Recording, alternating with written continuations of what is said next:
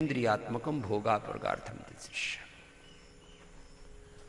यहां प्रकाश है तो क्रिया भी है और एक स्थिति भी है, एक ठहराव भी है, और वही इस अस्तित्व के लिए आवश्यक है। उसके बिना ये रचना हो ही नहीं सकती, लेकिन उसमें विकार नहीं आना चाहिए। इसलिए विकार बड़ा खतरनाक है। वह एक अपनी समावस्था में बना रहता है। जैसे वात पित्त कफ आवश्यक है आरोग्य को चलाने के लिए, लेकिन वात बढ़ना नहीं चाहिए, पित्त बढ़ना नहीं चाहिए, कफ बढ़ना नहीं चाहिए, समावस्था में बने रहें। इसलिए समत्व का बड़ा महत्व है। ऐसे ही इस संसार में त्रिगुणात्मक है ये अस्तित्व।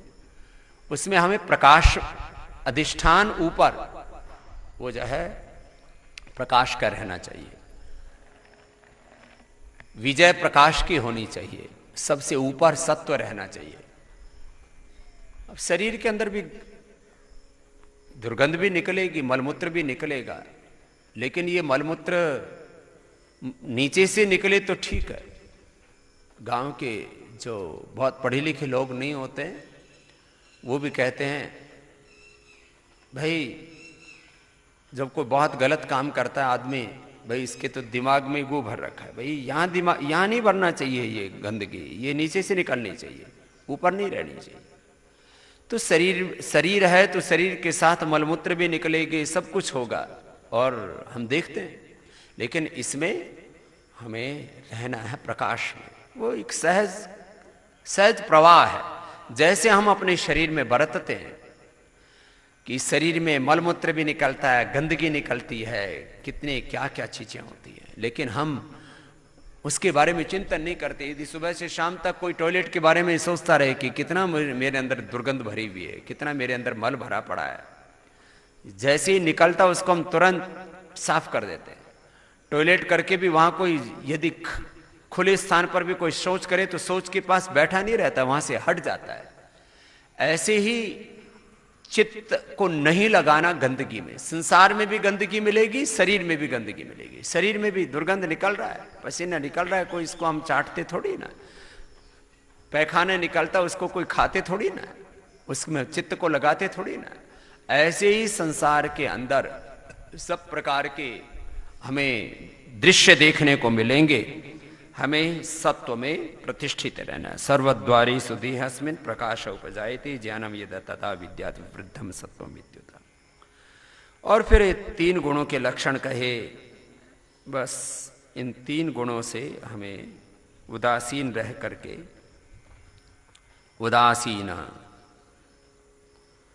उदासीन वदासीनो गुणैर्यो न विचाल्यते गुणा वर्तन्ते। गुण अपने गुणों में बरत रहे हैं। इत्येव यो अवतिष्ठते नांगते। सम दुख सुख स्वस्थ सम लोष्ठ अश्मकांचना तुल्य प्रिया प्रिय धीरस्तुल्य निंदात्म संस्तुति ही।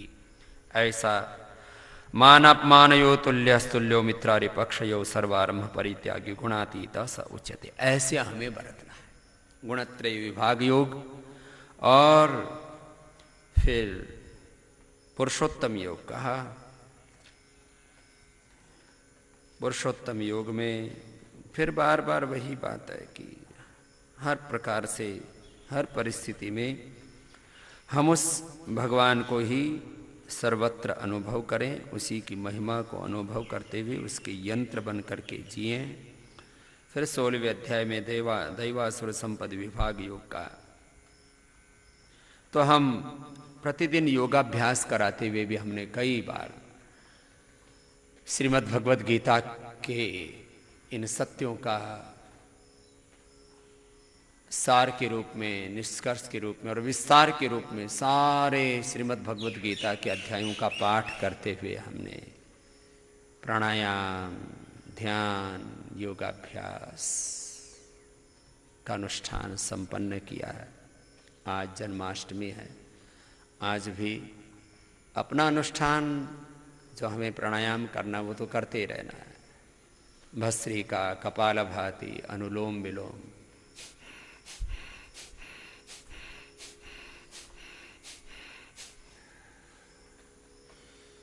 अभयम सत्व संशुद्धिर्ज्ञान योग व्यवस्थिति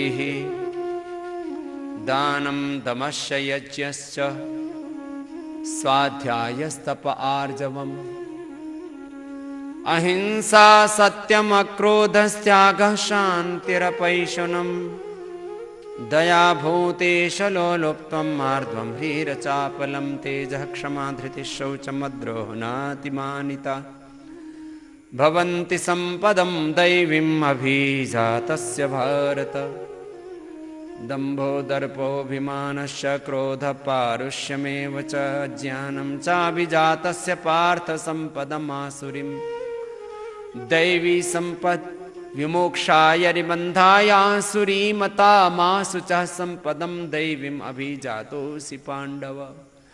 कपालभाति अनुलोम विलोम, ये योगाभ्यास तो हमें प्रतिदिन करना ही करना है। योगाभ्यास करते हुए आज, क्योंकि योगेश्वर भगवान कृष्ण का अवतरण दिन है, आज जन्माष्टमी है और ऐसा बड़ों से सुना है कि जब किसी महापुरुष का इस धारा पर अवतरण होता है किसी दिन, वो दिन भी बड़ा पावन होता है। और उस दिन जो हम संकल्प लेते हैं, वो संकल्प भगवत कृपा से हमारे पूर्ण होते हैं। तो ऐसे दिव्य संकल्पों से अनुप्राणित होकर के कि मुझे अभी भगवान के साथ एकात्म होकर के जीना है, मुझे देवत्व में ही जीना है, मुझे असुरत्व में नहीं जीना, दैवी संपद का ही आचरण करना है, धर्म का सत्य का ही आचरण करना है, मुझे वेदानुकूल आचरण ही करना है, वेद विरुद्ध मार्ग पर मुझे पग नहीं धरना है। और यही सार है दैवासुर संपद विभाग योग। देवत्व ही हमारा स्वभाव है, योग अध्यात्म ही हमारा स्वभाव है, दिव्यता ही हमारा स्वभाव है, अहिंसा सत्य ही हमारा स्वभाव है, भगवत्ता ही हमारा स्वभाव है। इस स्वभाव में जीते हुए हमें जीवन में निरंतर आरोहण पाना है। तो कपालभाति अनुलोम विलोम प्रतिदिन कराते हुए आपको ध्यान योग का भी अभ्यास कराते हैं। अब आसुरी संपद का आचरण नहीं करना। जो आसुरी संपद में जीते हैं, फिर वो जो आजकल नास्तिक लोग हैं, वो यही तो कहते हैं कि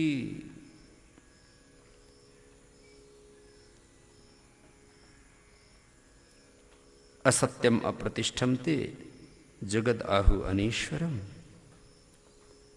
परस्पर संभूतम किम अन्य काम हेतुकम। बोले संसार तो ऐसे ही स्वाभाविक रूप से उत्पन्न हो गया है, इसमें कौन इसका नियंता है। इस दृष्ट के अतिरिक्त अदृष्ट सत्य तो यहाँ है ही नहीं कोई। ऐसा जो मानते हैं वे अविवेकी हैं, और उनको भी एक दिन एहसास होता है कि ये शरीर से लेकर के और सृष्टि तक, व्यष्टि से लेकर के समष्टि तक, पिंड से लेकर के ब्रह्मांड तक एक नियंता शक्ति है, और उसके विधान को मानने में ही सबका कल्याण है। और जो उसको नहीं मानते वो कहाँ फंसते हैं। त्रिविधम नरकस्येदं द्वारम नाशनम आत्मनः काम क्रोधस्तथा लोभस्तस्मात् एतत्त्रयं त्यजेत एतरि विमुक्तः कौन्तेय तमो द्वारैः श्रीभिर्नरैः आचरति आत्मनः श्रेयस्ततो याति परमां गतिम्। यह शास्त्र विधिम उत्सृज्य वर्तते कामकारतः। जो ऐसे शास्त्रों में, वेदों में गुरुओं ने, ऋषियों ने, योगियों ने, महापुरुषों ने जो कहा उसको छोड़ करके जो मनमानी करते हैं, वर्तते कामकारतः न स सिद्धिम अवाप्नोति न सुखम न पराम गतिम। फिर जीवन में दुर्गति को, दीनता, हीनता, दुर्भाग्य को प्राप्त होता है। तस्मात् शास्त्रम प्रमाणम ते कार्य कार्य व्यवस्थितौ ज्ञात्वा शास्त्र विधानोक्तम कर्म कर्तुम इहारसि। इसलिए वही कर्म करें, ऐसे ही कर्म का मतलब वैसे ही चेष्टा करें, वैसे ही जिए जैसे शास्त्र में कहा है। और ऐसे जो जीवन को जीते हैं फिर वो कभी भी जीवन में दुख को, दुर्गति को, दुर्भाग्य को प्राप्त नहीं होते हैं। सब प्रकार से उनके जीवन में सुख, समृद्धि, सौभाग्य होता है। और इसका प्रमाण है हमारे सब महापुरुषों का, पूर्वजों का जीवन, और इसके का प्रमाण है पतंजलि योगपीठ, इसका प्रमाण है स्वामी रामदेव सारी दुनिया के सामने बैठे। हमने शास्त्र का, वेद का, ऋषियों का आधार लेकर के और उस पथ का अनुसरण किया है। और जिसको मैंने कहा महर्षि पतंजलि ने और वेदों ने जिसको अभ्युदय कहा, निश्रेयस कहा, प्रवृत्ति कहा, निवृत्ति कहा, जिसको अपरा परा विद्या कहा, जिसको पुरुषार्थ चतुष्टय कहा, जिसको अष्टांग योग कहा महर्षि पतंजलि ने, क्रिया योग कहा, समाधि योग कहा, विभूति योग कहा, और उसमें भी ज्ञान, धारणा, ध्यान, समाधि, संयम योग, और फिर जन्मौषधि मंत्र तथा समाधि जा सिद्धया, मंत्र योग कहा, समाधि योग कहा, अलग अलग प्रकार से प्रतिप्रसव योग कहा, कैवल्य योग कहा। वो सारा योग जो शास्त्रों में कहा उसको हमने जिया, उसको हमने अनुभव किया, उसको पाया है। तो आज फिर निष्कर्ष के रूप में जो भगवान ने कहा उसको 17वें और 18वें अध्याय में उसको कह रहे हैं, सत्वानुरूपा सर्वस्य श्रद्धा भवति भारत, श्रद्धा मयो यम पुरुषयो यत् श्रद्धयो स। अब 3 तरह से लोग बरत रहे हैं, एक सात्विक, एक तामसिक, एक राजसिक। उसको 3 तरह को आहारस्त्वपि सर्वस्य त्रिविधो भवति प्रिय, यज्ञ तपस तथा दानम तेषाम भेदम इदम शृणु। तो सात्विक, राजसिक और तामसिक रूप से आहार, विचार, वाणी, व्यवहार, स्वभाव, संबंध सब कुछ ये त्रिगुणात्मक है। अब इस त्रिगुणात्मक में से हमें सत्व का आश्रय लेना है, और सत्व से भी परे फिर एक गुणातीत और भावातीत अवस्था आती है, उसका जो वर्णन कर लेते हैं फिर वो जीवन में परम सत्य को उपलब्ध होते हैं। 18वें अध्याय में फिर सार रूप में जो योग कहा है, आप सब भी कपालभाति, अनुलोम विलोम योग के 2 मूल अभ्यास हैं, उसको करते हुए अब 18वें अध्याय में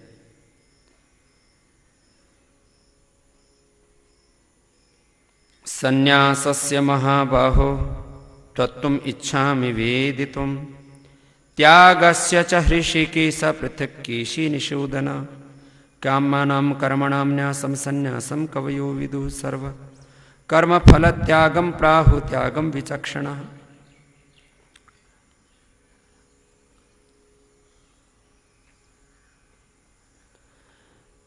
त्याज्यम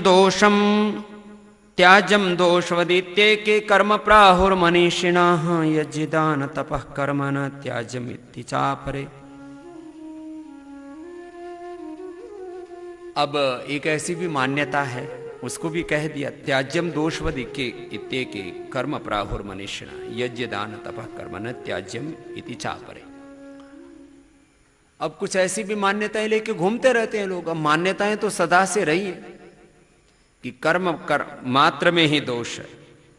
निश्चितम शृणो मे तत्र त्यागो भरत सत्तम त्यागो ही पुरुष व्याघ्र त्रिविधा सम प्रकीर्तिता।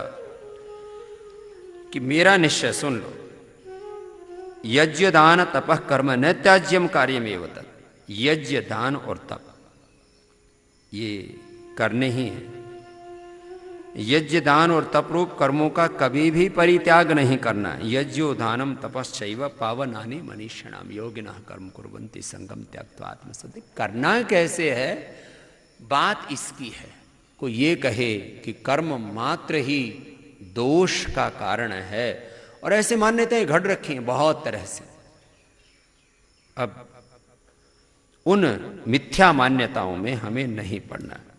एतानि भी तो कर्माणि संगम त्यक्त्वा फलानि च कर्तव्यानि इति मे पार्थ निश्चितम मतम उत्तमम। मेरा जो उत्तम मत है वो ये है ये सब करने हैं, यज्ञ दान और तप ये करने हैं, लेकिन कैसे करने हैं? संग को त्याग करके, फल की इच्छा को त्याग करके, आसक्ति को त्याग करके, उसको कैसे भी कहो। इसलिए निष्काम कर्म, निस्वार्थ कर्म, इसी का यही मर्म निष्कर्ष। नियतस्य तो संन्यास कर्मणो नोपपद्यते मोहातस्य परित्यागः तामसा परिकीर्तित। अब ये जो एक आलसियों का, ठलवों का जो पूरा ठेला है, टोला है, वो क्यों है? दुखम इत्येव यत् कर्म काय क्लेश भयात् त्यजेत स कृत्वा राजसम त्यागम नैव त्याग फलम लभेत। बोले भाई कर्म करने में बड़ा दुख है, बड़ा झंझट है, इसमें तो बड़ा शरीर को भी कष्ट होता है, पुरुषार्थ करना पड़ता है, इसलिए कर्तव्य कर्मों का त्याग कर देते हैं। ऐसे ये तामसिक लोग होते हैं, ये कोई योगी लोग नहीं होते हैं। कार्यम इत्येव यत् कर्म नियतम क्रियते अर्जुन संयम त्यक्त्वा फलम चैव स त्यागः सात्विको मत। कार्य करना ही है, मुझे अपने उत्तरदायित्व का निर्वहन करना ही है। नियतम क्रियते अर्जुन संगम त्यक्त्वा फलम चैव।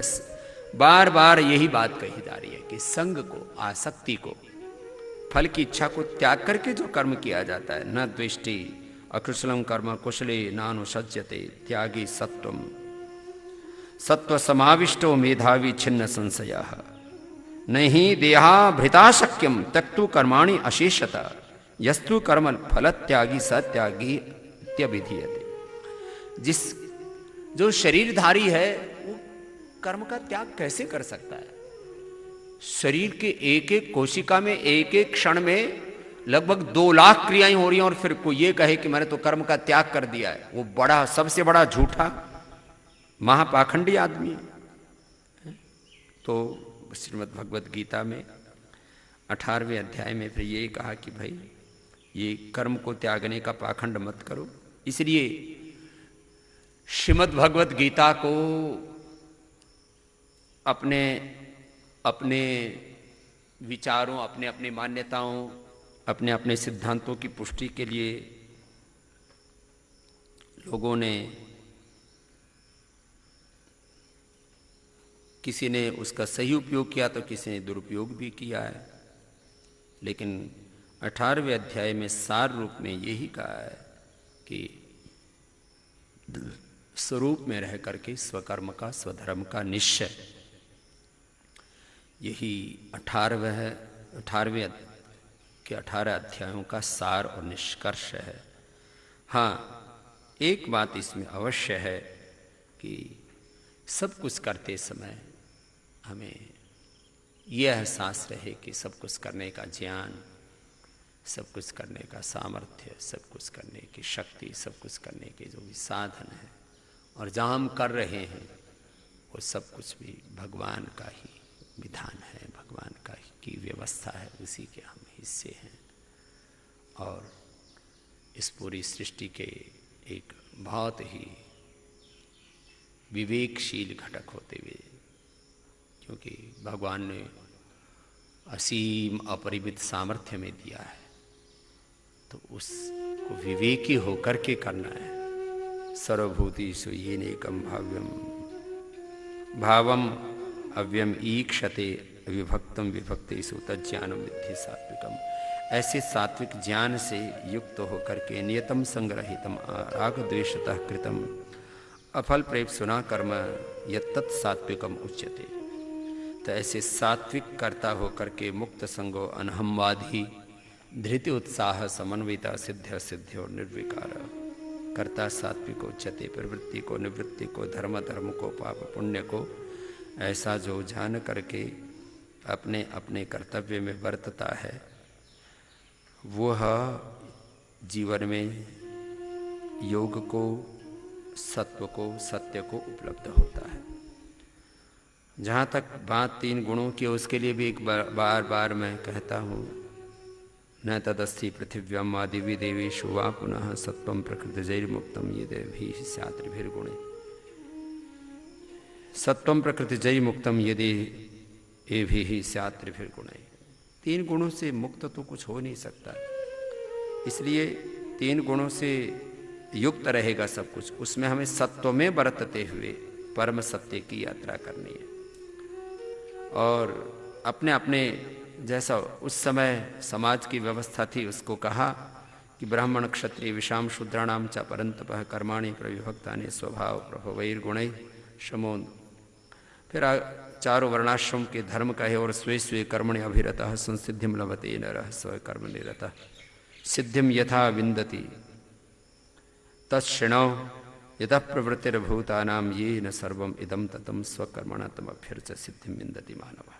ये बार बार मैंने श्रीमद् भगवद गीता का श्लोक कहा है कि सब रूपों में सब भगवान का ही प्रत्यक्ष अनुभव करते हुए अपने कर्म को ऐसे करें कि वही भगवान की पूजा बन जाए। और वो तब हो सकता है जब हम उसको विवेक पूर्वक करें, श्रद्धा पूर्वक करें, आसक्ति रहित होकर के करें, उसको फल की इच्छा से मुक्त होकर के कृपणा फल हेतु वह होकर के नहीं करें, अपितु हम भगवान के नाते उसको करें। ये गीता का सार है, निष्कर्ष। और यही गीता का सार कि सब कुछ में भगवान का प्रत्यक्ष अनुभव करते हुए यो माम पश्यति सर्वत्र सर्वम च मयि पश्यति।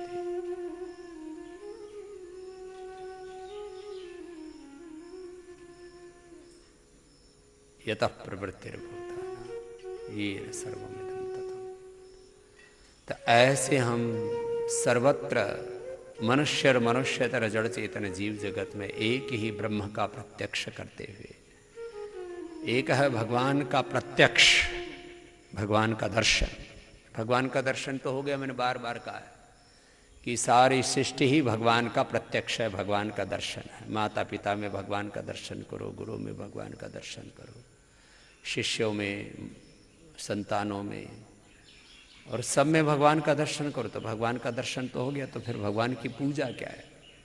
फिर उसके साथ में यथा योग्य व्यवहार करो, यथा योग्य उसके साथ चेष्टा करो, कर्म करो, अपने कर्म से उसकी पूजा करो। तो खेत में भगवान का दर्शन कर लिया, खेती में भगवान का दर्शन कर लिया, तो फिर पूजा क्या करे किसान? तो खेती अच्छे से करे, अपना काम ऐसे करे कि वो पूजा बन जाए, उसको भगवान के नाते करे कि प्रभु ये खेत तेरा दिया हुआ, बीज तेरा दिया हुआ, सब का बीज तू ही है, ऐसा भगवत गीता में कहा है। और बस मैं तेरे निमित्त ये खेती कर रहा हूँ। इस भाव से कोई किसान खेती करता है तो वह भी योगी है। तो खेती हो, बिजनेस हो, सब विद्याओं के मूल में ब्रह्म विद्या ही है, आत्मविद्या, अध्यात्म विद्या है। विद्या का क्षेत्र है, अनुसंधान का क्षेत्र है, चिकित्सा, सारी चिकित्सा, सारे जिन तत्वों से चिकित्सा होती है औषधीय शक्ति भगवान की दी हुई है। ऐसा मान करके जो शिक्षा में, चिकित्सा में, अनुसंधान में, सब कार्यों में, सब व्यवहारों में बरतते हैं, वे भगवान की पूजा कर रहे हैं। यतः प्रवृत्तिर्भूतानां येन सर्वम इदं ततं स्वकर्मणा तमभ्यर्च्य सिद्धिं विन्दति मानव। ऐसा हमें उस भगवान की भक्ति पूर्वक अपने कार्यों का निष्पादन करना है। भक्त्या माम अभिजानाति यावन्यश्चास्मि तत्वतः ततो माम तत्वतो ज्ञात्वा विशते तद अनंतरम।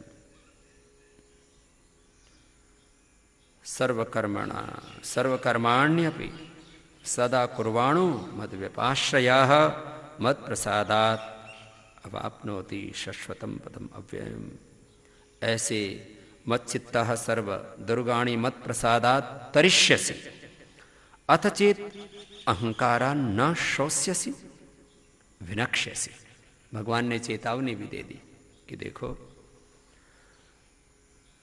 मुझ में चित्त वाला होकर मेरी कृपा से समस्त संकटों को अनायासी पार कर जाएगा, सब दुखों से तर जाएगा। लेकिन यदि अहंकार के वशीभूत होकर के मेरे वचनों का पालन नहीं करेगा, नहीं सुनेगा, तदनुरूप आचरण नहीं करेगा, तो परमार्थ से भ्रष्ट हो जाएगा। न श्रोष्यसि विनक्ष्यसि। यद अहंकारम आश्रित्य न योत्सेति मन्यसे मिथ्या एव मिथ्या एष व्यवसायस्ते प्रकृति स्वाम नियोक्ष्यति। अहंकार से कोई ये बोले कि मैं तो ऐसा नहीं करता, तो एक स्वभाव है, एक प्रकृति है, वो तुझे लगाएगी। एक व्यवस्था है, उसको भगवान का विधान बोलो या प्रकृति बोलो, दोनों शब्द का प्रयोग श्रीमद् भगवद गीता में भी है।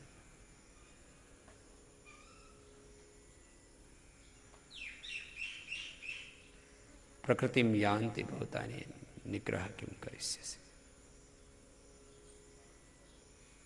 अपने अपने प्रकृति का वर्ण करके इस सृष्टि में अपने स्वधर्म को, अपने स्वकर्म को हमें निभाना है। और जो ऐसा नहीं निभाता वो फिर खुद भी दुख पाता है और संसार में भी दुख को बढ़ाता है। भगवान ने बहुत समझाया और अंत में मैंने कई बार ये श्लोक बोला है, इति ज्ञानम आख्यातम गुह्याद गुह्यतरम मया विमृश्य एतत् अशेष्येण यथेच्छसि तथा कुरु। बोले देखो मैंने तुझे सब कुछ बता दिया, फिर भी अब तेरे को जैसे समझ में आता है वैसा कर ले। लेकिन एक चेतावनी भी दे दी कि भाई जैसा चाहे वैसे कर तो ले, लेकिन मैंने जो कहा उसके विपरीत करेगा तो फिर विनाश सुनिश्चित है। इसलिए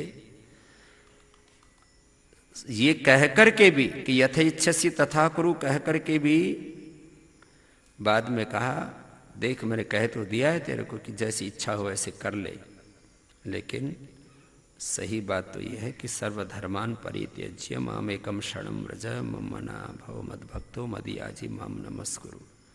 ये कहा 63वें श्लोक में, तो फिर 65वें श्लोक में ये कहा सर्वगुह्यतमं भूयः शृणो मे परमं वचः इष्टोऽसि मे दृढ़मिति ततो वक्ष्यामि ते हितम्। तो मेरा बहुत प्रिय है, इसलिए मनमानी मत कर। मन मना भव मद भक्तो मदीयाजी माम नमस्कुरु माम ये वेश्यसि सत्यम ते प्रतिजाने प्रियोऽसि मे सर्वधर्मान परित्यज्य माम एकम शरणं व्रज। और ऐसे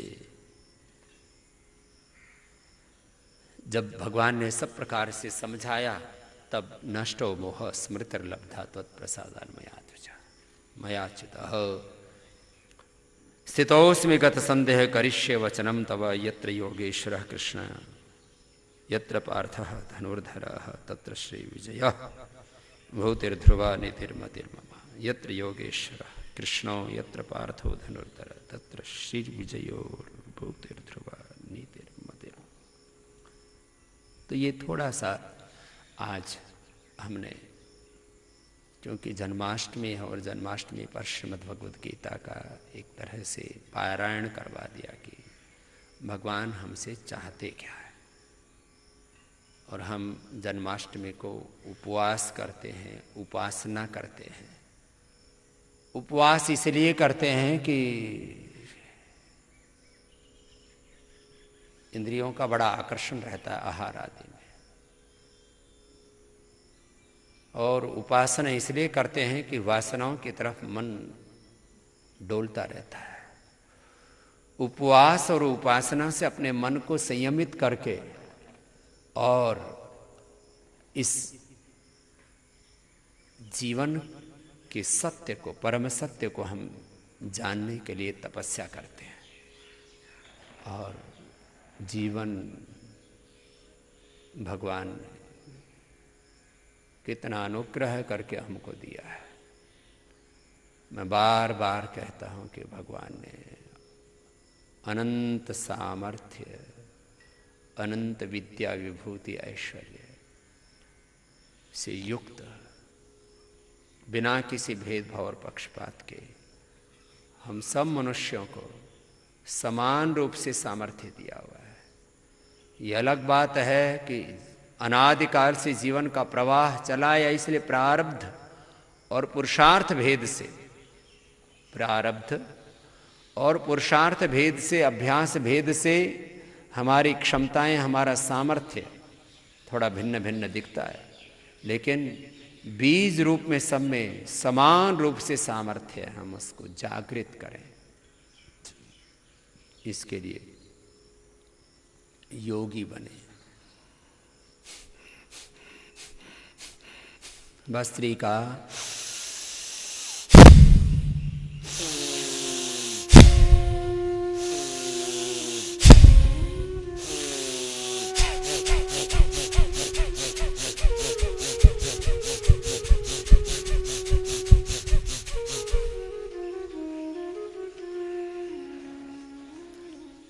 योगी बने। तपस्विभ्यो अधिको योगी ज्ञानिभ्यो मतोधिकाः कर्मिभ्यः अधिको योगी तस्मात् योगी भवार्जुन। योगी बने, योगी बन करके जिए। भस्त्रिका कपालभाति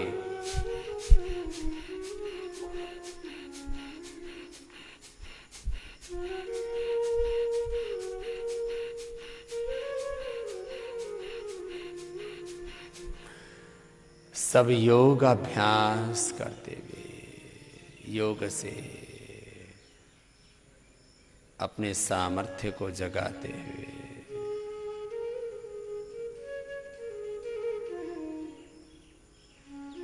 प्रभु से एक ही प्रार्थना करते हुए, प्रभु बस तेरा होकर के जियो, तेरी शरणागति में रह करके,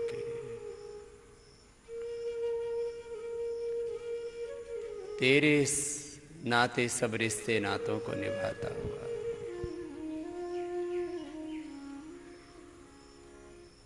तेरी प्रसन्नता में, तेरी शरणागति में जियो। हे नाथ, हे नारायण,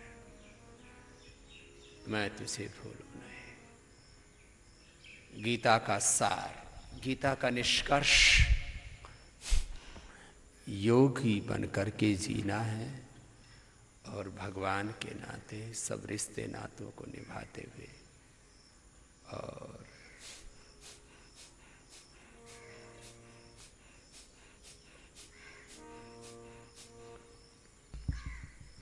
आत्मस्थ होकर के, योगस्थ होकर के,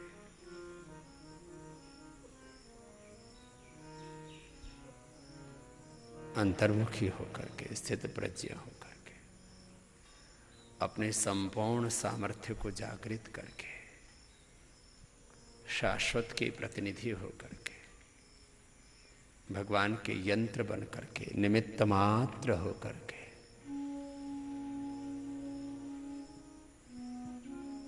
जीवन में और जगत में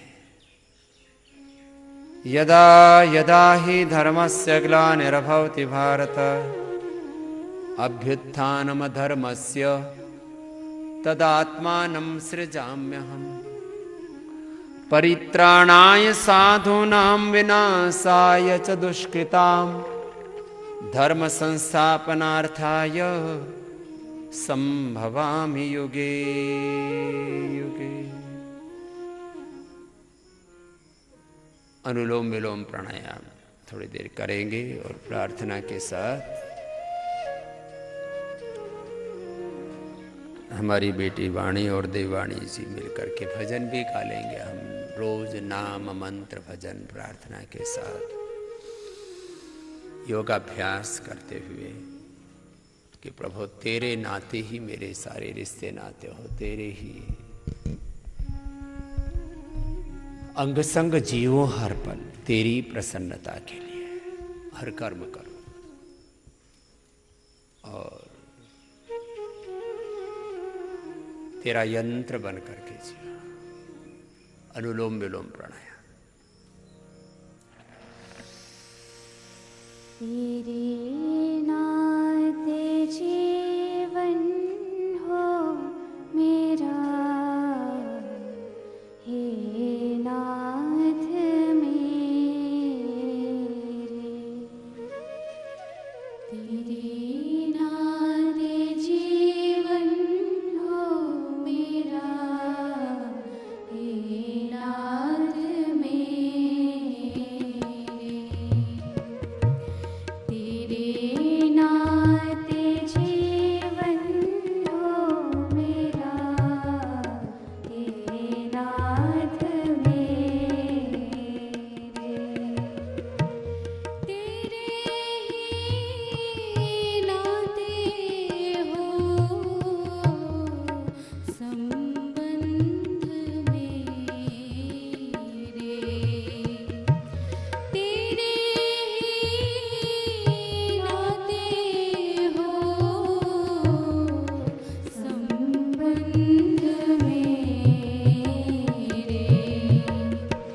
तेरे नाते जीवन हो मेरा, हे नाथ मेरे।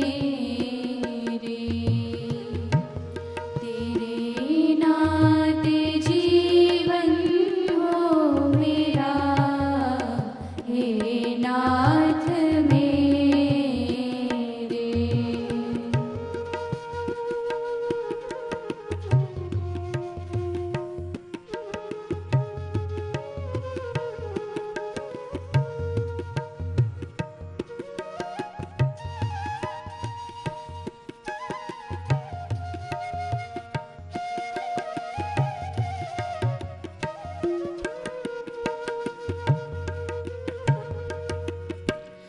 देखूं हर रूप में तुम्हें, सृष्टि में सारी।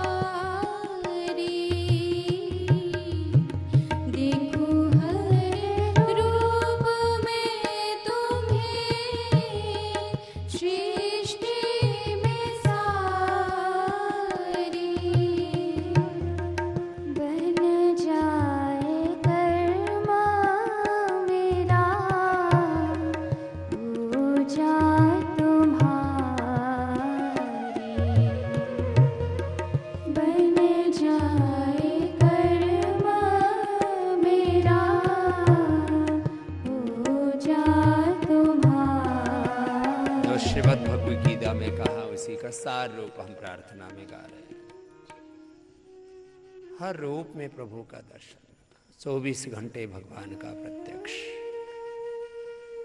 और ऐसे कर्म करे सात्विकता से, दिव्यता से, निष्काम हो क्या काम हो करके, विवेकावान हो करके, श्रद्धावान हो करके, कि हर कर्म हमारी प्रभु की पूजा बन जाए। तो यही गीता का सार है, योग का सार है, अध्यात्म का सार है। ऐसी दिव्यता से हम जीवन जिए।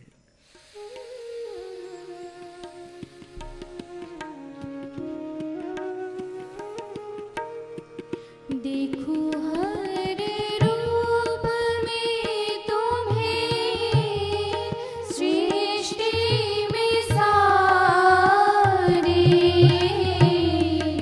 देखूं हर रूप में तुम्हें, सृष्टि में सारी।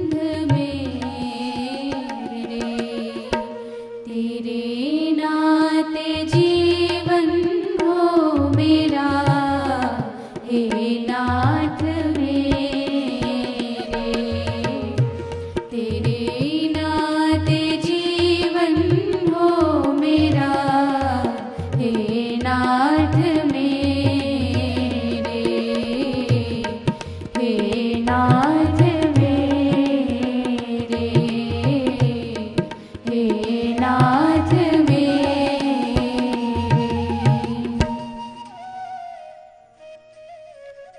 इस प्रकार से कपालभाति अनुलोम विलोम प्राणायाम एक अनुष्ठान की तरह करते हुए हर पल हम भगवान के साथ एकात्म होने के लिए संकल्पित होते हैं। आइए पहले अंगुली माथे पर, शेष 3 अंगुली आंखों पर, कान अंगूठे से बंद, मुख भी बंद, ओंकार का नाद नासिका से, और ओंकार के साथ पूरी तरह से एकाकार होते हुए ओंकार के दिव्य ज्ञान से, दिव्य तेज से, दिव्य ज्योति से पूरी तरह से अभिषिक्त होकर के, अभिभूत होकर के, आलोकित प्रकाशित होकर के आत्म ज्योति और ब्रह्म ज्योति में पूरे समाहित होकर के ब्रह्मयुत गीत करें।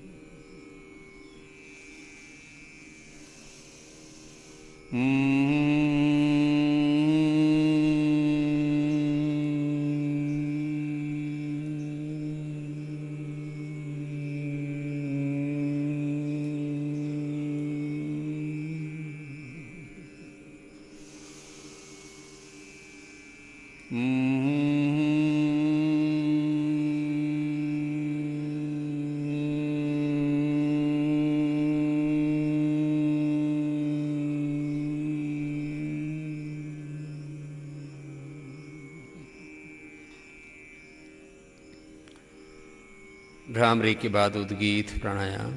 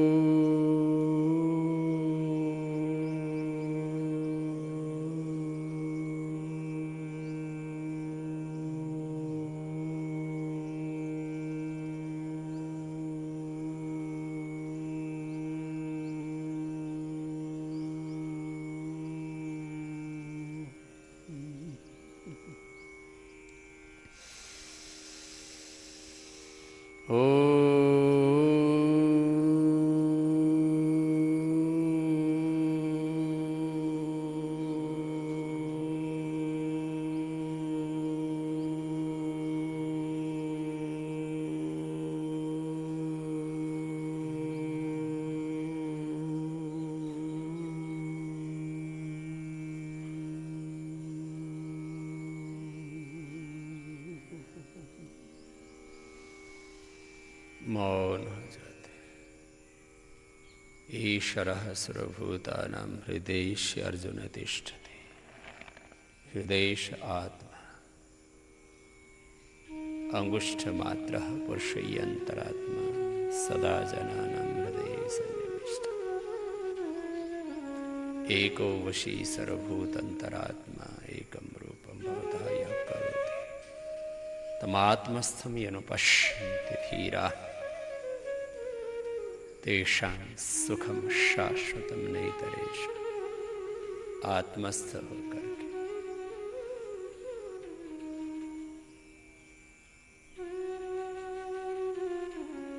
आत्मा में उस परमात्मा के दिव्य ज्ञान को, दिव्य प्रकाश को, दिव्य तेज को, दिव्य प्रेरणाओं को,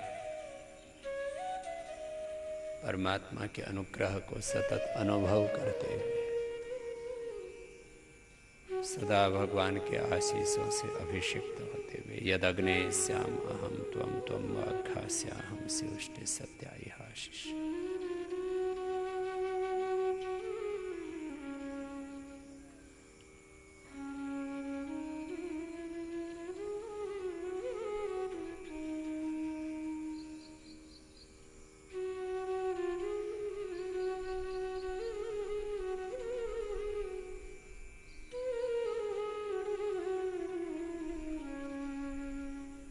केंद्र से लेकर के परिधि तक, पिंड से लेकर के ब्रह्मांड तक, व्यष्टि से लेकर के समष्टि तक। ओम इति इदं सर्वम् ओम खम ब्रह्मा। ओम इति ब्रह्मा। ओम प्रतिष्ठा। ओम इति एकाक्षरम्। ओम तस्मात् ओम इति दाशित्य यच्छदान तपः क्रिया प्रवर्तन्ते विधानोक्ता सततम ब्रह्मवादि। ध्यान के समय भी ओम, हर काम के समय भी ओम, कार्य के प्रारंभ में भी ओम, उसकी पूर्णता में भी ओम। कृतो स्मरोम कृवि स्मरोम कृतम ओम। ऐसे ध्यान के समय भी ओंकार का ध्यान, हर काम के समय भी, प्रारंभ में भी, उसकी पूर्णता में भी ओम का ध्यान। दोनों हाथों को ऊपर उठा लेते, आपस में रगड़ लेते हैं और दोनों हाथों की गर्म गर्म हथेलियों की ऊर्जा का उष्मा कंजन आँखों पर कर लेते हैं, आंखें खोल लेते हैं। इस प्रकार हम ओंकार का ध्यान करते हुए आज जन्माष्टमी पर संकल्पित हों कि हम हर पल ऐसे जिएंगे जैसे हम भगवान के साथ एकीभूत हैं।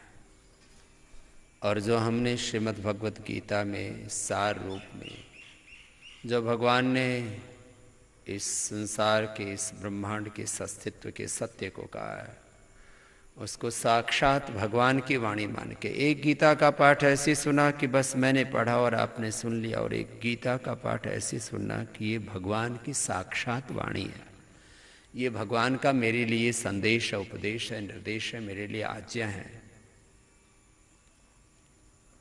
ये भगवान का आदेश है। ऐसे मान करके भगवत गीता को पढ़ना, सुनना, मानना और हर समय ये अनुभव करना कि मैं भगवान का अनुगामी हूँ। आस्था से कि पराकाष्ठा से हम कहें तो मैं भगवान का भक्त हूँ। यदि उसको ऐतिहासिक परिदृश्य में अनुभव करें तो मैं भगवान का वंशज हूँ और वो सारी भगवान की दिव्यताओं का मैं संवाहक हूँ। मैं भगवान के इस भगवत्ता का मैं उत्तराधिकारी हूँ, उनका प्रतिनिधि हूँ, उनका प्रतिरूप हूँ, उनका यंत्र हूँ। मुझे निमित्त मात्र होकर के भगवान का यंत्र बन करके हर पल ऐसे ही जीना है जैसे भगवान मुझे देखना चाहते हैं। यदि इस भाव चेतना के साथ आज जन्माष्टमी पर हम जीने का संकल्प लेंगे तो निश्चित रूप से हमारा जीवन निरंतर निरंतर ऊर्ध्व आरोहण को प्राप्त होता रहेगा। तो आज जन्माष्टमी का बहुत पवित्र दिन है और करोड़ों करोड़ों सब भारतवासी आज उपवास और उपासना करते हुए श्री कृष्ण की उनके साथ अपना तादाद में जोड़ करके और मन मना भवत मद भक्तो हो करके सर्वधर्मान परित्यज्य मामेकम शरणम हो करके श्री कृष्ण शरणम मम हो करके मयि एव मन आधत स्वमय बुद्धि निवेशय हो करके निवशिष्यसि मयि एव अतोवर्धम न संशय। भगवान के साथ एकात्म रहते हैं, लेकिन ये एकात्मता हमारी खाली जन्माष्टमी के दिन ही ना रहे, हर दिन हम भगवान के साथ एकात्म रहें, ऐसे हम संकल्पित हो जाएं। और ऐसे मैं संकल्पित होकर के जीता हूँ और सबसे ये अपेक्षा करता हूँ। हम कह देते हैं जन्माष्टमी की बहुत बहुत शुभकामनाएं, जन्माष्टमी सबके लिए शुभ हो, मंगल हो, और केवल ऐसे ध्यान है ही नहीं, बस फोन उठाएंगे, एक दूसरे को कॉल करेंगे, आपको जन्माष्टमी की बहुत बहुत शुभकामनाएं। न जन्म का पता, न अष्टमी का पता, न भगवान का पता, न भगवान के ज्ञान का पता, न भगवान के काम का पता, बस ऐसे ही। अंग्रेजी में बोले हैप्पी जन्माष्टमी। अब क्या क्या हैप्पी जन्माष्टमी से हैप्पीनेस कैसे आएगी, ये भी तो जान लो। तो हम अपने पर्वों को इतनी छिछोरेपन से मनाने लग गए, उनकी गंभीरता ही कहीं खत्म सी हो गई। तो आज जन्माष्टमी को सारा देश इस भाव से जन्माष्टमी मनाए कि हम सब भगवान कृष्ण के प्रतिनिधि हैं, उनके प्रतिरूप हैं, उनके यंत्र हैं, और उनके अधूरे कार्यों को हमें अब पूरा करना है। हमें स्वयं कृष्ण बन करके उनके प्रतिनिधि, प्रतिरूप, उनके यंत्र बन करके, उनके अनुगामी बन करके, उनके सच्चे वंशज बन करके, और जैसे उन्होंने उस समय धर्म युद्ध करके और देवासुर संग्राम में धर्म की, सत्य की प्रतिष्ठा की थी, ऐसे मुझे इस कालखंड में सत्य की, धर्म की प्रतिष्ठा करनी है, योग की प्रतिष्ठा करनी है। और यह किसी के ऊपर कोई आधिपत्य जमाने वाला विचार नहीं है। इस संसार को इस समय सर्वाधिक आवश्यकता इसकी है कि सारा संसार योगमय बने। और बार बार मैं इस बात को कहता हूं कि एक योग में आध्यात्मिक राष्ट्र और योग में आध्यात्मिक विश्व, योग में होंगे जब सबके जीवन, योग में होंगे घर परिवार समाज राष्ट्र और विश्व, तभी तो संसार में लोग रोगों से बचेंगे, दुखों से बचेंगे, दरिद्रताओं से बचेंगे, हिंसा से बचेंगे, झूठ से बचेंगे, नशा से बचेंगे, बेईमानी से बचेंगे, दुराचार व्यभिचार से बचेंगे। चारों ओर जो अशुचिता है, चारों ओर जो समाज में असंतोष है, घृणा है, नफरत है, चारों ओर समाज में जो विघटन है, विध्वंस है, चारों ओर जो समाज में निराशा है, अंधेरा है, ये छटेगा। तो आज सब ये संकल्प लें कि हमें जन्माष्टमी के दिन भगवान श्री कृष्ण की तरह योगी बन करके जीना है, कर्म योगी बन करके जीना है, एक दूसरे का सहयोगी बन करके जीना है, उपयोगी होकर के जीना है, और एक क्षण के लिए भी अपनी इस दिव्यता से नीचे नहीं आना है। इस पवित्र संकल्प के साथ आज हम जन्माष्टमी मनाएं। और वैसे तो हम कोई कर्मकांड मानते नहीं हैं इस तरह का जिसमें ढोंग आडंबर पाखंड हो। हम कर्मकांड उतना ही मानते हैं जितना विज्ञान सम्मत है। इसलिए हम योग करते हैं, यज्ञ करते हैं, तो वह भी विज्ञान सम्मत करते हैं। तो आज जन्माष्टमी के दिन थोड़ा उपवास करते हैं, तो थोड़ा शरीर के अलावा भी कोई धर्म है हमारा, नहीं तो उपवास और उपासना नहीं करते तो शरीर धर्म में ही बरतते रहते हैं। भूख लगी, खा लिया, पी लिया, मौज मस्ती कर ली, जन्माष्टमी है, खूब पकवान खा लिए, और जो है और उत्सव मना लिया, और भूल गए कहीं अपने स्वकर्म को, स्वधर्म को। तो छोटे बच्चों को तो ज़्यादा उपवास करवाते नहीं उनको तो, क्योंकि शास्त्र में भी निषेध किया है उनकी अवस्था के अनुरूप। उनको तो अलग तरह से कम जितने भी बड़ी उम्र वाले हैं वो उपवास भी करें। खाली ये मैं पतंजलि योग पीठ के लिए नहीं बोल रहा हूँ, उपवास करें और उपासना करें। तो कम से कम जो हम सामान्य रूप से खाने पीने के बारे में ही सोचते रहते हैं, आहार निद्रा भय मैथुनम च सामान्यमेतत् वसुभिर्नराणाम धर्मो हि तेषाम् अतिको विशेषो धर्मेण हीना पशुभिः समाना। नाहारम चिंतयेत प्राज्यो धर्मम एकम ही चिंतयेत आहारो ही मनुष्याणाम जन्मना स जायते। तो आज थोड़ा उपासना करेंगे, उपवास करेंगे और अपने आप को भगवान के साथ एकात्म कर करके और उनके ही प्रतिरूप बनने के लिए संकल्पित होंगे, ऐसी अपेक्षा करते हैं। और जब ऐसा होगा तब ये भारत आत्मनिर्भर भी बनेगा, परम वैभवशाली भी बनेगा। फिर से ऋषि योग की, देव संस्कृति की, वैदिक संस्कृति की पुनः प्रतिष्ठा होगी।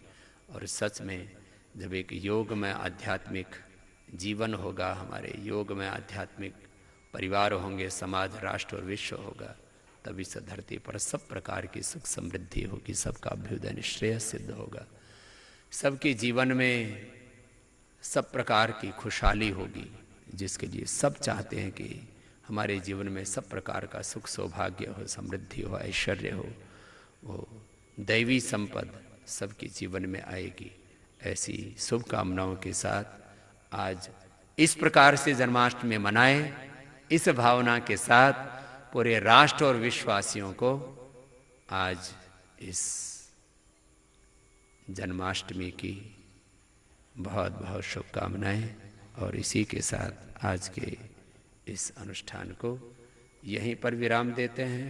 फिर इसके बाद श्रद्धाचार्य श्री से आयुर्वेद दर्शन और फिर इंडिया टीवी पर आज जन्माष्टमी स्पेशल ही चला रहे हैं कि योग का मतलब खाली योगासन, एक्सरसाइज, व्यायाम, प्राणायाम, ध्यान ही नहीं है। योग हमारे जीवन का एक परम सत्य है, जिसमें हमारे जीवन का सारा ज्ञान, सारी कलाएं, सारा प्रबंधन, सारा हमारे जीवन का सत्य समाहित है। उस योगमय जीवन को हम जीने के लिए संकल्पित हो। ओम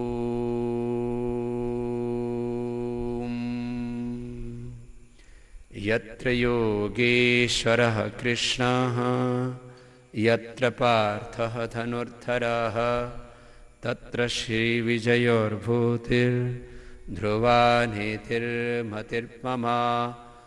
ओम शांति शांति शांति।